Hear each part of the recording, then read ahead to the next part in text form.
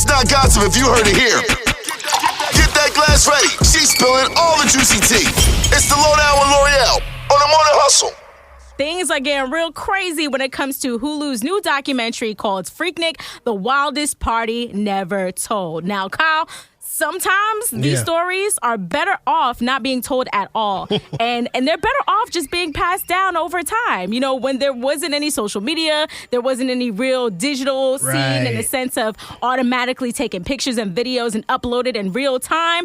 And now there's a documentary highlighting all of these stories and everything being told. And Jermaine Dupri plays a very big part in putting together this documentary. While I think this is also amazing, I'm also amazingly scared of what we might see from the 90s, where people might have the stories of having a blast, but in 2023 and how we see things and how we look at sexual assault or rape culture and cancel culture is completely different than how we looked at it back in the 90s. So what are your thoughts about this? First and foremost, I'm excited to see the documentary. This is one of those things where it's like a time capsule. You know what I mean? You get an opportunity to see what things were like. They said they're capturing 1994 Freaknik, so we get to see what was happening about 30 years ago. But I do think the way that society has changed, some people are going to look at this and say, ooh, I don't know about that. It's going to be a little cringy, if you will, for some people. But overall, I'm excited to see it.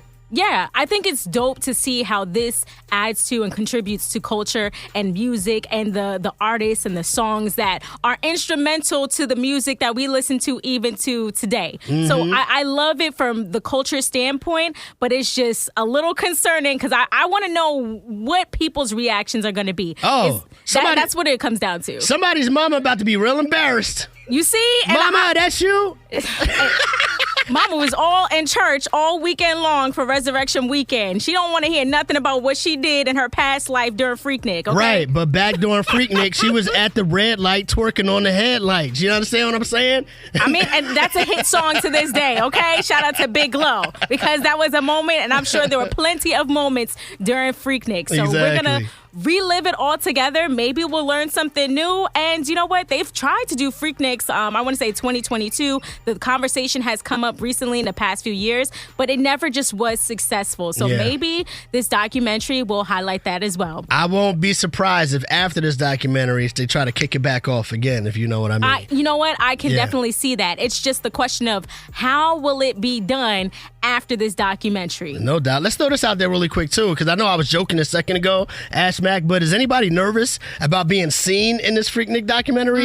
I'm sure more than a few people are very nervous about that. Hey, if you are, man, hit us up. Let us know. We definitely love to hear from you for sure. Big facts. I'm Ash Mac. Hit me up at AshMacGetsIt and get these full stories and more right now over at themorninghustle.com. All right, so listen, coming up, we asked you to fill in the blank. We're going to get to your responses. Call us right now, 866-HUSTLE-8, 866-487-8538. The older I get, the more I dislike blank. Let us know what that is right now on The Morning Hustle.